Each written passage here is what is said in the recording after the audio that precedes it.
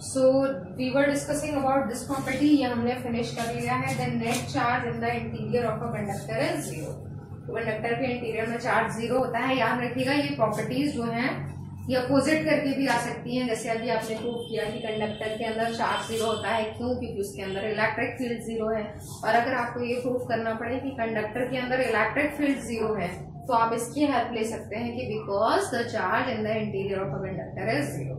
तो ये दोनों जो प्रॉपर्टीज हैं अपोजिट, दोनों ही प्रॉपर्टीज जो है वो एग्जाम में आती है। इसके नेक्स्ट नंबर में वो पॉइंट आएगा और उसका एक बहुत इंपॉर्टेंट एप्लीकेशन भी है इलेक्ट्रोस्टैटिक शील्डिंग के नाम से। So here we have proved that charge is zero in the interior of the conductor. अब आते हैं प्रॉपर्टी नंबर 4 पर। तो फोर्थ प्रॉपर्टी में जो यहाँ लिखा है कि potential is constant with in and on the surface of a conductor. तो जो कंडक्टर है उसकी सरफेस पर जितना पोटेंशियल होता है उतना ही पोटेंशियल उसके अंदर होता है। जबकि इलेक्ट्रिक फील्ड में डिफरेंस होता है। जो इलेक्ट्रिक फील्ड है उसकी जो वैल्यू है, उसका जो एग्जिस्टेंस है वो कहाँ होता है? सरफेस पर। लेकिन इलेक्ट्रिक फील्ड कंडक्टर के अंदर जो है वो क्या होती है? जीरो। तो पोटेंशियल ऐसा क्यों होता है कि सरफेस पर और इंटीरियर दोनों में सेम रहता है, कांस्टेंट रहता है? तो इसके दो रीजन है। तो आप प्रूव कर सकते हो फॉर्मूले की हेल्प से, और दूसरा प्रैक्टिकली भी बता सकते हैं कि हाउ इट इज पॉसिबल। तो सबसे पहले अगर हमें फॉर्मूले से इसको प्रूव करना हो तो one relation we already know, that is the relation between electric field and potential. और वो रिलेशन क्या होता है? E is equal to minus dV upon dr। तो इट मीन्स इलेक्ट्रिक फील्ड क्या होती है? Electric field is directly proportional to the rate of change of electric potential with distance. Distance के साथ में पोटेंशियल कितना चेंज हो रहा है। तो इलेक्ट्रिक फील्ड अगर जीरो है इनसाइड द कंडक्टर, अगर इंटीरियर में इलेक्ट्रिक फील्ड जीरो है, तो जब रेट ऑफ चेंज जीरो होगा तो क्वांटिटी विल बी कांस्टेंट। तो यहाँ पर डिस्टेंस के साथ में चेंज जीरो हो रहा है, इलेक्ट्रिक फील्ड पोटेंशियल कांस्टेंट होगा। तो वन मेथड इज दिस, इसकी हेल्प से हम प्रूव कर सकते हैं। और दूसरा तरीका ये है कि थिंक ऑफ इट प्रैक्टिकली। हर एक चीज को अगर आप प्रैक्टिकली सोचेंगे कि कैसे पॉसिबल है, तो ज्यादा अच्छे से याद भी रहेगा और ज्यादा टाइम तक भी याद रहेगा। तो पोटेंशियल कांस्टेंट कैसे होता है? क्योंकि अगर इलेक्ट्रिक फील्ड किसी भी कंडक्टर के अंदर जीरो है तो इसका मतलब कंडक्टर के अंदर इलेक्ट्रिक फोर्स भी जीरो होगा, क्योंकि वहां कोई भी इलेक्ट्रिक फील्ड लाइंस नहीं है। तो जब हम कंडक्टर के अंदर की तरफ आते हैं तो अगर हमें किसी चार्ज को, एक चार्ज जो सरफेस पर है, उस सरफेस वाले चार्ज को कंडक्टर के अंदर किसी भी पॉइंट तक लाना है, मूव कराना है अगर हमें, तो क्या होगा कि कोई भी अपोजिंग फोर्स नहीं होगा। उसको मूव कराने के लिए हमें कोई भी अपोजिशन को फेस नहीं करना पड़ेगा। तो अगर कोई भी अपोजिंग फोर्स नहीं है तो इसका मतलब वर्क डन कैसा हो जाएगा? जीरो। वर्क डन जितना बाहर है उतना ही वर्क डन अंदर होगा। वर्क डन में कोई चेंज ही नहीं हो रहा है। तो it means what will be there? Potential कैसा हो जाएगा? कांस्टेंट। तो इक्विपोटेंशियल सरफेसेस में भी आपने पढ़ा था कि अगर एक पॉइंट से दूसरे पॉइंट तक ले जाने में वर्क डन जीरो होता है तो पोटेंशियल कांस्टेंट होगा, and that's why the surfaces are equipotential surfaces. तो ऐसे भी आप याद रख सकते हैं कि अगर फील्ड जीरो है तो फोर्स जीरो होगा, और फोर्स अगर जीरो है तो कोई ऑपोजिशन नहीं होगा किसी भी तरह का। चार्ज को इजिली मूव करा सकते हैं, वर्क एक्स्ट्रा नहीं करना पड़ेगा, और potential will be constant. Okay, तो ये आपकी प्रॉपर्टी नंबर 4 थी। उसके बाद नेक्स्ट आती है फिफ्थ प्रॉपर्टी। फिफ्थ प्रॉपर्टी क्या है? इसका भी बहुत ज्यादा एप्लीकेशन होता है। इससे इस प्रॉपर्टी की हेल्प से जो रिलेशन ड्राइव करके आएगा, जो लास्ट में मैंने लिखा है E is equal to sigma upon epsilon naught, इस रिलेशन के बहुत सारे जो है वो रीजनिंग वाले क्वेश्चन बनते हैं। इससे बहुत सारे सेपरेट डेरिवेशंस बनाए जाते हैं। और यहाँ भी एक डेरिवेशन ही है ये कि आपको ये प्रूव करना है कि electric field at the surface of a conductor. अब इसमें कुछ डिफरेंट है तो पता है कि सरफेस पर इलेक्ट्रिक फील्ड होती है, नॉर्मल होती है। अब उसके अलावा क्या प्रूफ करना है कि जो नॉर्मल फील्ड है सरफेस पर वो क्या है? It is proportional to the surface charge density. ये किसके प्रोपोर्शनल है? सरफेस चार्ज डेंसिटी के प्रोपोर्शनल है। ओके, तो सरफेस चार्ज डेंसिटी एक्चुअली क्या होती है? तो ये आपने ऑलरेडी पढ़ रखा है सरफेस चार्ज डेंसिटी के बारे में कि 3 टाइप्स की चार्ज डेंसिटी होती है, depends on the dimensions of the charge conductor. अगर लेंथ वाइज है तो लीनियर चार्ज डेंसिटी, और अगर दोनों डायमेंशंस का यूज हो रहा है, तो सरफेस चार्ज डेंसिटी कहलाती है, सिग्मा उसका सिंबल होता है। और इसके बाद थर्ड जो है टाइप है वो वॉल्यूम चार्ज डेंसिटी भी होता है। तो सरफेस चार्ज डेंसिटी का प्रैक्टिकल मतलब क्या है कि जो सरफेस है उस पर चार्ज जो है वो किसी भी पर्टिकुलर पॉइंट पर कितना डेंस है। तो आपको पता है कि पहले हम इसको स्मॉल सरफेस एरिया में कंसिडर करते हैं और उसके बाद पूरी सरफेस के लिए उसको इंटीग्रेट कर सकते हैं। तो यहाँ ये प्रूफ करके दिखाना है हमेशा कि ऐसा होता है कि इलेक्ट्रिक फील्ड किस बात पर डिपेंड करती है कि सरफेस चार्ज डेंसिटी कितनी है। इलेक्ट्रिक फील्ड उतनी ही स्ट्रांग होगी जितनी सरफेस चार्ज डेंसिटी ज्यादा है, अगर कम है तो इलेक्ट्रिक फील्ड उसके अकॉर्डिंग वीक होगी। इट मीन्स कि electric field is directly proportional to the surface charge density. तो उससे एक डिफरेंट रिलेशन आता है और इसका बहुत ज्यादा यूज है, इसके बहुत सारे एप्लीकेशंस है। तो चलिए इसको प्रूव करने के लिए we have the need of this diagram. एक ऐसा डायग्राम चाहिए आपको। अब इस डायग्राम में फिर से गॉसेस थ्योरम का ही यूज हो रहा है, लेकिन first of all it is very important to understand the diagram. Diagram को समझना बहुत इंपॉर्टेंट है। जैसे सबसे पहले तो मैंने आपको बताया था कि इस टाइप के डायग्राम किन केसेस में बनाए जाते हैं। मीन्स ये रेगुलर शेप्स जो होते हैं, रेगुलर बॉडीज जो होती हैं, वो कब बनाई जाती हैं? जब सरफेस एरिया अननोन होता है। तो यहाँ हमने कोई भी सरफेस एरिया, कोई पर्टिकुलर सरफेस एरिया स्फीयर का या फिर सिलेंडर का कोई भी पुट नहीं किया है, हमने रेगुलर शेप ले लिया है क्योंकि हमें यहाँ पर जो सरफेस एरिया हमने कंसीडर किया है वो बहुत छोटा सा स्मॉल सरफेस एरिया कंसीडर किया है, पूरा सरफेस एरिया हमने पुट ही नहीं किया है। तो चाहे वो रेगुलर शेप की बॉडी हो, अगर हम इतना सरफेस एरिया कंसीडर कर रहे हैं तो हम इजिली ऑब्जर्व कर सकते हैं कि किस टाइप की गॉसियन सरफेस हमें यहाँ पर इमेजिन करनी है। ओके, तो देखिए यहाँ इरेगुलर शेप्ड कंडक्टर है और उसमें आपको ये पता करना है कि उसमें किसी भी जगह पे जो इलेक्ट्रिक फील्ड है वो उसकी सरफेस चार्ज डेंसिटी पे डिपेंड करती है। तो इतना छोटा सा पोर्शन हमने लिया है, ओनली दिस वन। ठीक है, अगर हम इसको सेपरेट शो करें जैसा मैं बता रही हूँ, बहुत छोटा सा ये पोर्शन कंसिडर किया कि यहाँ पर जो इलेक्ट्रिक फील्ड है, तो यहाँ की इलेक्ट्रिक फील्ड पता करने के लिए आपको एक गॉसियन सरफेस चाहिए है, क्योंकि गॉसियन सरफेस अगर इस जगह को कवर अप करती है तो पता चलेगा यहाँ से कितना फ्लक्स पास हो रहा है, किस डायरेक्शन में पास हो रहा है। तो उसके अकॉर्डिंग इलेक्ट्रिक फील्ड भी पता कर सकते हैं और ये भी पता कर सकते हैं कि उसके अंदर कितना चार्ज है। तो किस टाइप की गॉसियन सरफेस आनी चाहिए यहाँ पर? तो यहाँ पर जो गॉसियन सरफेस हम बनाते हैं that is of this shape.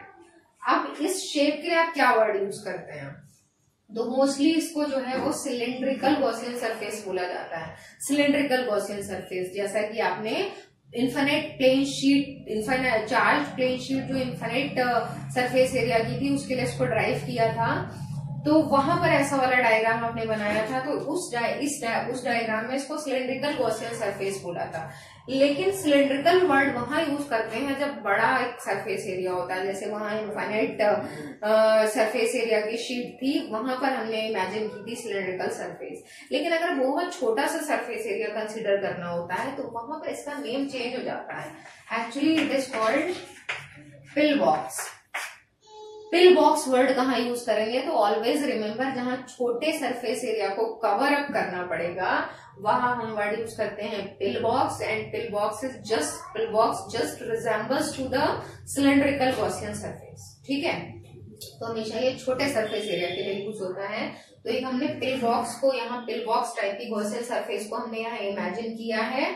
और इस गॉसियन सरफेस में आपको पता है कि 3 सरफेस एरियाज है यहाँ पर।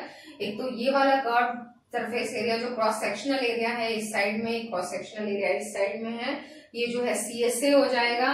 तो फ्लक्स कितना किस डायरेक्शन में पास हो रहा है, तो आपको पता है कि हमेशा इसके लिए अगर इसमें प्लस चार्ज है तो हमेशा इलेक्ट्रिक फील्ड की डायरेक्शन अगर हम इस वाले पॉइंट पे कंसीडर करें तो that will B this outwards, इसी डायरेक्शन में इलेक्ट्रिक फील्ड होगी।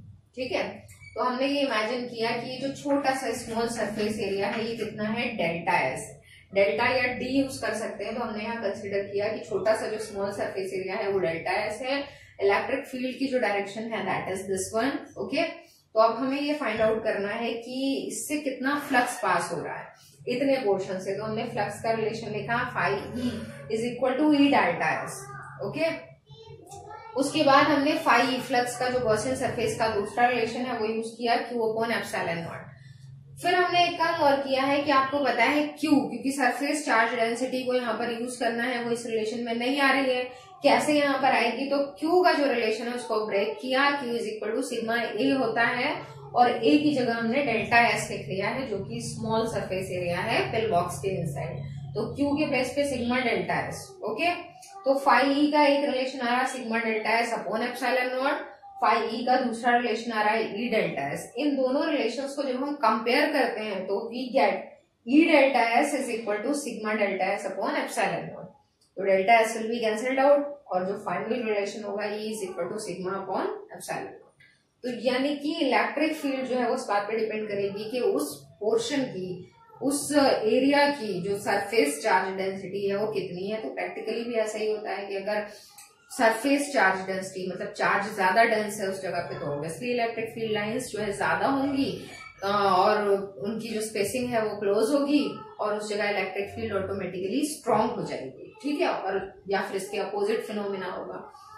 तो ये आपकी फिफ्थ प्रॉपर्टी थी। उसके बाद एक लास्ट प्रॉपर्टी रह जाती है, this is the last one, और सबसे इंपॉर्टेंट भी है क्योंकि इसका एक एप्लीकेशन आगे यूज होगा, तो थ्योरेटिकल एप्लीकेशन है वो। तो सिक्स प्रॉपर्टी क्या होती है, तो वैसे तो ये प्रॉपर्टी ऑलरेडी आप पढ़ चुके हैं कि इलेक्ट्रिक फील्ड किसी भी कंडक्टर के इंटीरियर में 0 होती है, लेकिन कंडक्टर के लिए हमने वर्ड हॉलो या सॉलिड यूज नहीं किया।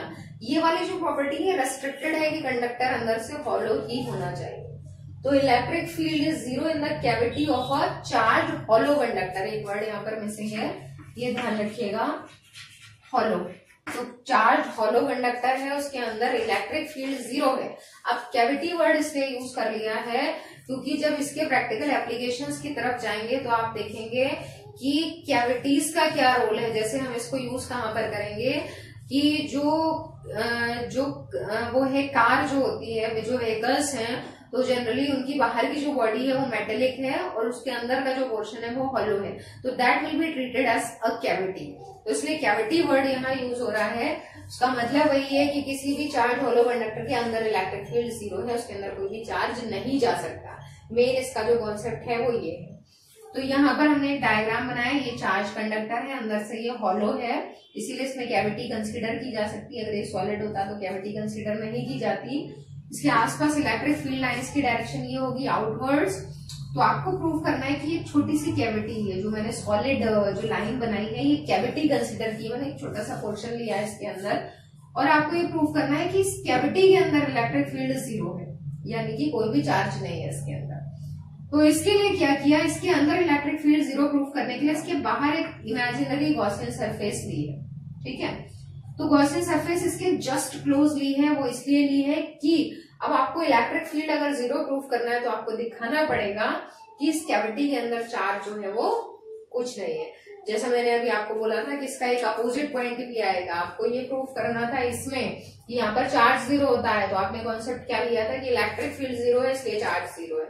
यहाँ पर आप क्या प्रूव करेंगे कि इसके अंदर इलेक्ट्रिक फील्ड 0 है, क्यों है, because it is proved that charge inside a conductor, charge inside a hollow conductor is always 0, क्योंकि अगर उसको चार्ज किया जाता है तो always charge resides on its surface, so there will be no charge in the interior of the conductor and that's why electric field is 0। तो आप चाहे तो डायरेक्ट इसको प्रूव कर सकते हैं कि since charge inside the conductor is 0, in the cavity charge is 0, so electric field is 0।